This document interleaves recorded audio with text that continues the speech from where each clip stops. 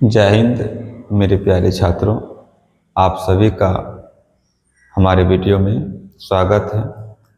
तो चलिए आज हम लोग क्लास 10th की मैथ का पहला चैप्टर रियल नंबर का शुरुआत करने जा रहे हैं। सबसे पहले सारे बेसिक कॉन्सेप्ट को एक शॉट में देख लेते हैं, उसके बाद मेन थ्योरी पर चलेंगे।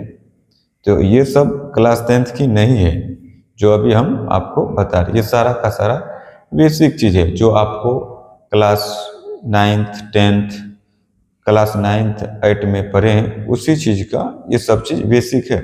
एक बार इसको देख लेते हैं, उसके बाद मेन थ्योरी पर चलेंगे। तो सबसे पहले देखिए वास्तविक संख्या, इसको देखना है वास्तविक संख्या। ये जो वास्तविक संख्या है ये परिमेय संख्या और अपरिमेय संख्या के समूह को वास्तविक संख्या कहते हैं, जो कि आप लोग इससे पहले की क्लास 9th और 8 में पढ़े होंगे कि परिमेय संख्या और अपरिमेय संख्या को, जब ये परिमेय संख्या और अपरिमेय संख्या को मिलाएंगे तो कौन सा संख्या बनेगा? वास्तविक संख्या बनेगा। यानी परिमेय संख्या और अपरिमेय संख्या को समूह को वास्तविक संख्या कहते हैं। ये सारा जैसे √2 हुआ, √3 हुआ, √5 हुआ, 1/2 हुआ, 2 हुआ, -4 हुआ, 0 हुआ, 7/4 हुआ, दो इन्फिनिटी थे।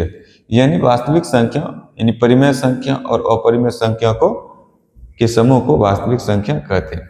तो वास्तविक संख्या को दो हिस्सों में बांटे, एक को बोले परिमेय संख्या, दूसरा को बोले अपरिमेय संख्या। एक को परिमेय संख्या बोले, दूसरे को अपरिमेय संख्या बोले।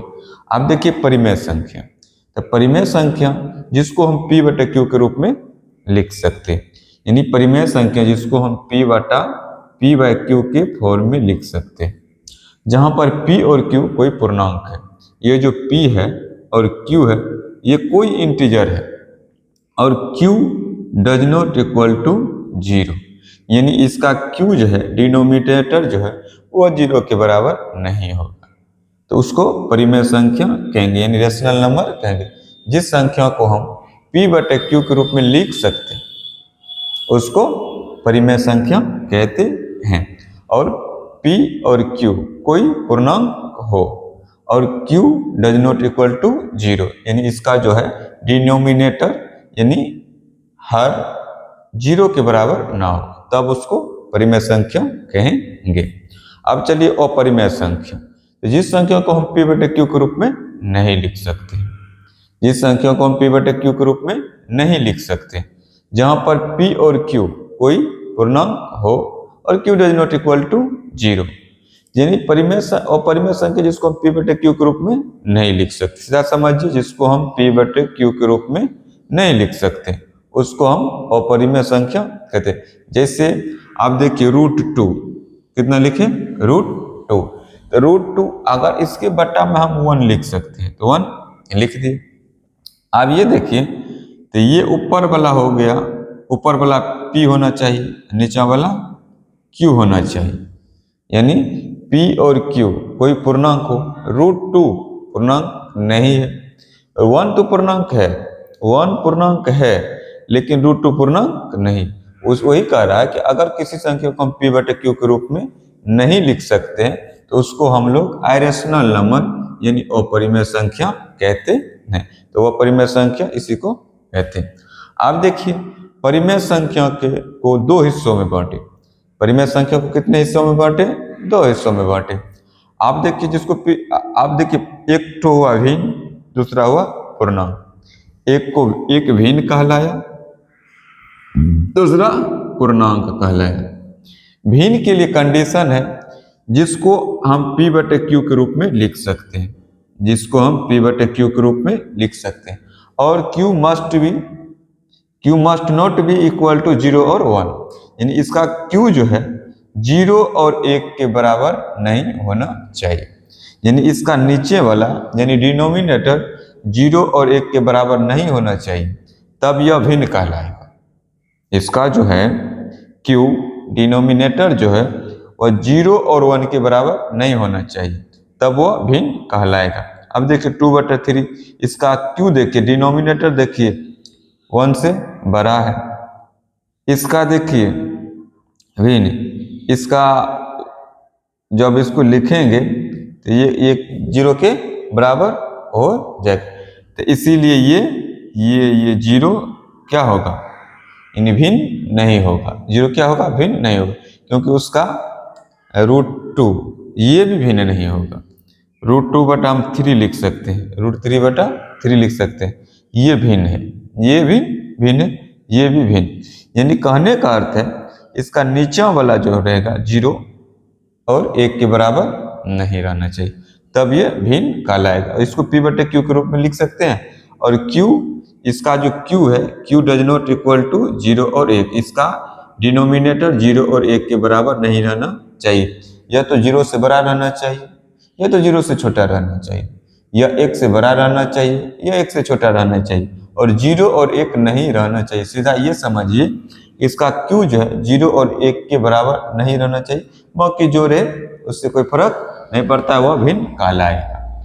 अब देखिए पूर्णांक, तो पूर्णांक जिसको हम P बटे Q के रूप में लिख सकते हैं, पूर्णांक को हम P बटे Q के रूप में लिख सकते हैं, और P बटे Q के रूप में लिख सकते हैं, लेकिन Q इज इक्वल टू 0, इसका Q 1 के बराबर होना चाहिए, Q must be equal to 1, यानी इसका Q जो है वह 1 के बराबर होना चाहिए।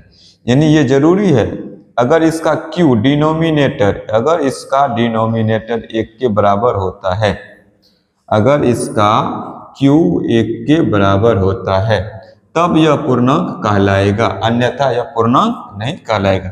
जैसे देखिए -3, -2, -1, 0, 1, 2, 3, इसके सब के डिनोमिनेटर में कितना छिपा हुआ है, 1, कितना छिपा हुआ है, 1, इसीलिए ये पूर्णांक कहलाएगा। अब देखिए पूर्णांक को 3 हिस्सों में बांटे, पूर्णांक को कितने हिस्सों में बांट दिए हैं, 3 हिस्सों में। एक को कहते हैं धनात्मक पूर्णांक, दूसरा को कहते हैं ऋणात्मक पूर्णांक, तीसरा को कहते हैं ऋणात्मक पूर्णांक।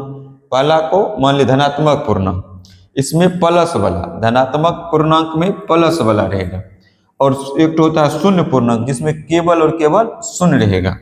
उसके बाद है ऋणात्मक पूर्णांक, क्या है, ऋणात्मक पूर्णांक, क्या है, ऋणात्मक पूर्णांक, जिसमें -1, -2, -3, -4, -1, -2, -4, -5, इन्फिनिटी, ये सब ऋणात्मक पूर्णांक कहलाएगा। यानी पूर्णांक को कितने हिस्सों में बांटे, 3 हिस्सों में। एक को बोले धनात्मक पूर्णांक, दूसरा को बोले शून्य पूर्णांक, तीसरा को बोले ऋणात्मक पूर्णांक, पॉजिटिव इंटीजर, जीरो इंटीजर और नेगेटिव इंटीजर। यानी पूर्णांक को कितने हिस्सों में बांटे, 3 हिस्सों में। एक को बोले धनात्मक पूर्णांक, दूसरा को बोले शून्य पूर्णांक, तीसरा को बोले ऋणात्मक पूर्णांक। इसमें धनात्मक पूर्णांक को देखिए 1, 2, 3, 4, 5 इन्फिनिटी तक जाएगा। शून्य पूर्णांक में देखिए केवल शून्य ही रहेगा। ऋणात्मक पूर्णांक को देखिए -1, -2, -3, -4, -5 कहाँ तक जाएगा, इन्फिनिटी तक जाएगा। अब देखिए धनात्मक पूर्णांक को प्राकृतिक संख्या भी कहते हैं, यानी धनात्मक पूर्णांक को प्राकृतिक संख्या भी कहते हैं, क्योंकि प्राकृतिक संख्या कहाँ से स्टार्ट होता है, 1, 2, 3, 4, 5, 6, 7, 8, 9, 10, और धनात्मक पूर्णांक भी कहाँ से स्टार्ट होता है, 1, 2, 3, 4, 5, 6 कहाँ तक जाएगा, इन्फिनिटी तक। यानी धनात्मक पूर्णांक प्राकृतिक संख्या भी कहला। अब देखिए शून्य पूर्णांक, शून्य पूर्णांक और धनात्मक पूर्णांक, शून्य पूर्णांक और धनात्मक पूर्णांक, ये दोनों को मिलाने के बाद हमको क्या प्राप्त हुआ, पूर्ण संख्या। क्या प्राप्त हुआ, पूर्ण संख्या। यानी कहने का अर्थ हुआ कि धनात्मक पूर्णांक में अगर हम शून्य को ऐड कर रहे हैं तो हमको पूर्ण संख्या प्राप्त हो रहा है, क्योंकि हम जानते हैं कि पूर्ण संख्या 0, 1, 2, 3, 4, 5, 6 इन्फिनिटी तक जाता है। यानी पूर्ण संख्या अगर प्राकृतिक संख्या के, मान लीजिए देखिए ये हुआ प्राकृतिक संख्या, यानी धनात्मक पूर्णांक को प्राकृतिक संख्या भी कहते हैं। अगर प्राकृतिक संख्या में यानी धनात्मक पूर्णांक में अगर हम 0 को ऐड कर रहे हैं, 0 को ऐड कर रहे हैं, तो हमको कैसा संख्या प्राप्त होगा, पूर्ण संख्या। क्या प्राप्त होगा, पूर्ण संख्या।